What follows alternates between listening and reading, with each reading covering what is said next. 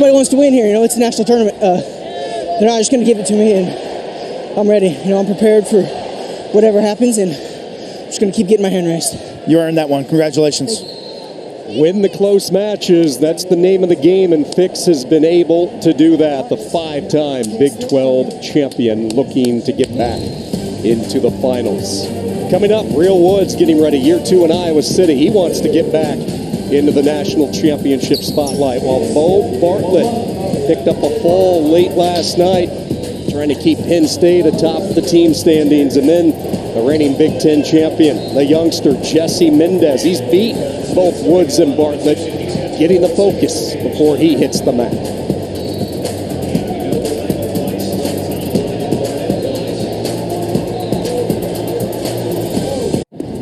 Question: what would you get with almost $750? Easy. I'd buy a smartwatch like that guy. Makes sense. Use that GPS for your poor sense of direction. Excuse me? My grandfather was a homing pigeon. My internal compass is genetic. Must have skipped a generation. I'm a walking GPS. Okay. Which way is north? Okay, that's up, not north. I should get the watch. Switch to Progressive and you could save hundreds to spend on whatever you dream up.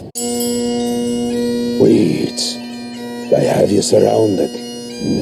You just gonna stand there? Or are you gonna take your lawn back?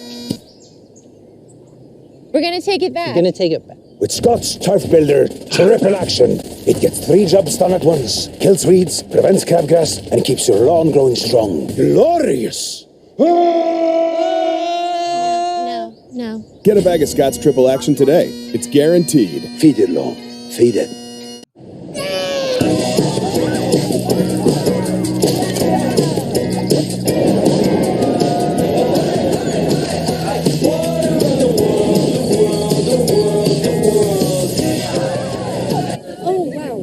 Oh, man.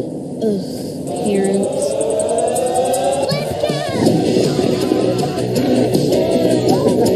In California, childhood rules. The family fun starts at visitcalifornia.com.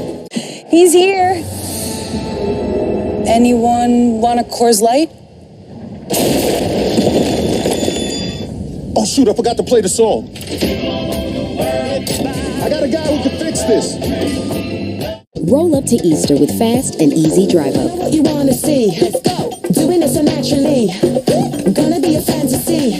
Easy like 1, 2, 3. Yes, easy like.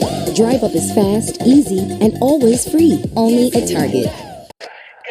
But I'm ready to burn. Super hot fire when I move, better feel that burn. Get up before the sun is up, baby, let's work. Good morning. Ready or not, here I come, let's work. Good morning. Get up before the sun is up, baby, let's work. Baby, let's work. Go to TommyJohn.com for 25% off site-wide. Love a good breeze. Did that flower just talk to me? Yes, I love those little guys. Become the elephant. Having a daddy-daughter day, that's my way to play Nintendo Switch. We're building a better postal service. All parts working in sync to move your business forward. For more value, more reliability, and more on-time deliveries. The United States Postal Service, built for how you business.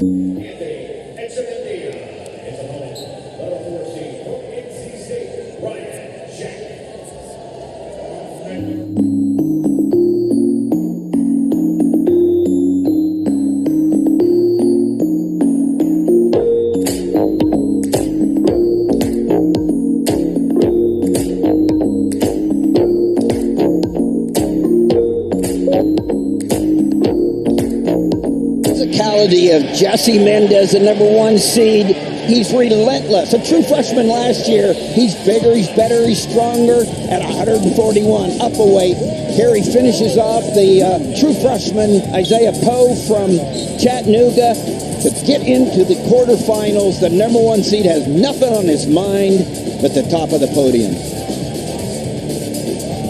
Mendez, the sophomore from Crown Point High School in Indiana. He has Brock Hardy, Jack and Echemendia, Real Woods, Lackland, McNeil, and then Bartlett and Bombauer the 26th seed. Quite a story developing for Minnesota. We start with Hardy and Mendez, Woods and McNeil.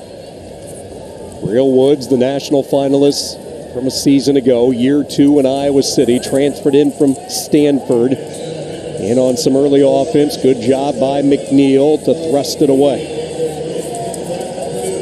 TJ, you stated it in your intro that Mendez's pace is really strong and he has an incredible amount of confidence. And when we were talking to the Ohio State wrestlers and coach, they said he's the most competitive guy on their team. The thing with Brock Hardy, he's so tough to finish on.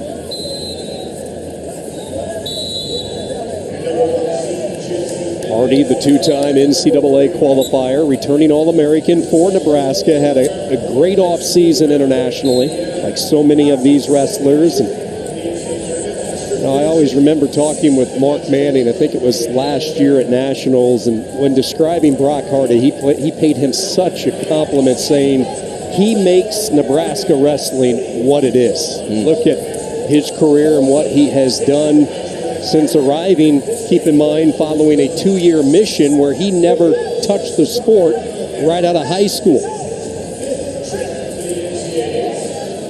Scoreless with Mendez, approaching the halfway point of the first period. No score, Woods and McNeil, and what a turnaround for Lachlan McNeil. It wasn't that long ago. He was winless in ACC duels, sitting at 0-3 in conference action. He had a lot on his plate, not just ACC and schools, but trying to make the Olympic team for Team Canada. Ironically, McNeil coming up just short of his bid to earn the Olympic spot after he lost to Austin Gomez, who's here and who we will see in action a little bit later on today. Gomez wrestling for Mexico. In Rock, you see McNeil in North Carolina. Talk about the Rob Cole effect, what you anticipate from the Tar Heels over the next few years. Well, you expect confidence. Rob Cole is a confident coach. He has the ability to make people better, and he has also the team and recruiting ability to bring in those great people. He's at his alma mater, and when you're at your alma mater, it's just a different connection. We've seen what he's done at Cornell, what he did at Stanford. So at first, I thought it was going to be a 3-year turnaround, but when I talked to Coach Cole, he said, no, next year we're going to be competing with the best of them.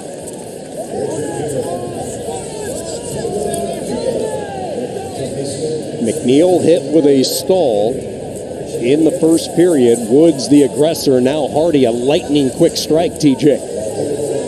Yeah, Hardy, like you said, he's really good in scramble situations, score from both sides.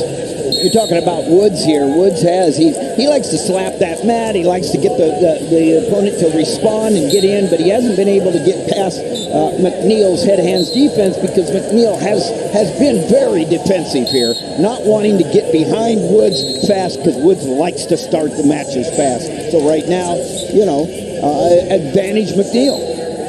Let's take a look at the other matchups. Echemendia and Jack, they are scoreless. Short time first period. Same situation a minute in.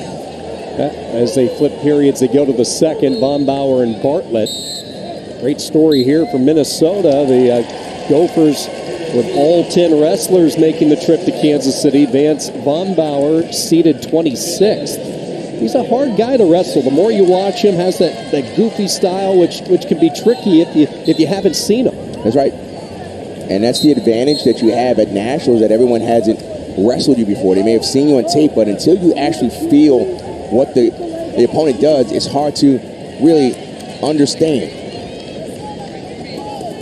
And a year of development for Bombauer, his third year with the Gophers, redshirted in 22 and really did not see the mat a lot last year, sitting behind Berglund. And Jamison, who is at this weight, transfers to Oklahoma State, so Bombauer sees his opportunity. Here we are in the quarterfinals for the Gopher.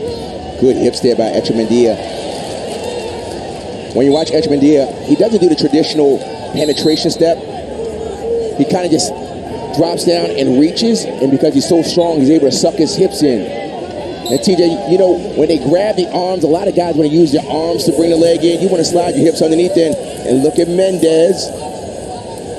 And that's what we talked about, the crafty defense that Hardy has, but Mendez is in a good position. See if he can lower his hips.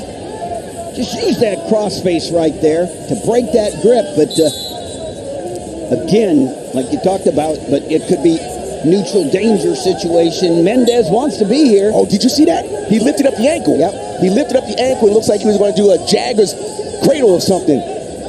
You see how he's lifting up that ankle? And that's what he works out with every day in the room.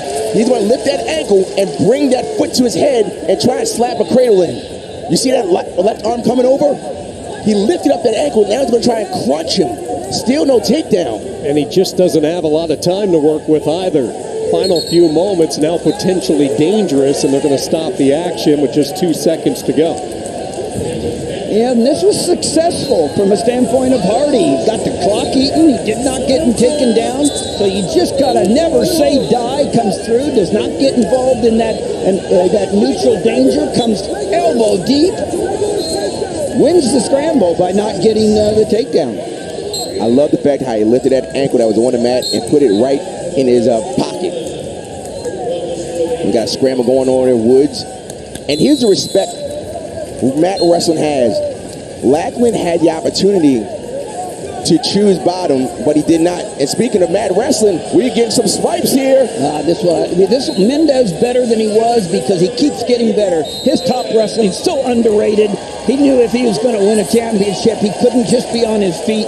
So tough on top, and he gets those near fall points. We don't know how many yet because he's got the same situation going, and he's not going to get the points until he lets go of the move. Still working that bar hard, and in fact too hard that the referee stops the action, but the near fall points, they go 2 with the pair of swipes. So Mendez working his magic on top, a 3-0 lead on Hardy. Meanwhile, McNeil and Woods in the third period, tied at 1. This match to be settled on the feet. Riding time not a factor. Here comes the scrambling. Head up. Might he look for a cradle himself? He's got it locked up. Whoa, nice job of the breaking it right away. There's no rolling through on a cradle locked up like that. And then gets to a Merkel. Still in control, red. Looks like a spladle. We got a spladle. Yeah, but he's got the count going. A spladle in the quarterfinals. Man. And there is nowhere Hardy can go from this position, and the clock just continues to tick. And you just ride. You cannot stalemate this. When someone's in near fall criteria, there's no stalemate in this at all. Mendez pulled everything out of his tool chest. He's just gotten so much better, and he had to use it all against a competitor like Hardy. But this gives you bonus points here. He'll get the 4 near fall, and the riding time makes it 10-2, which helps Ohio State. You can just see the helplessness on the face of Brock Hardy. There was absolutely nothing he could do once the spladle was locked in. Speaking of cradles, Lackland McNeil has got to sit, but look at the toughness there. The dog in him. Did he get it? And he's got the takedown. Lackland McNeil.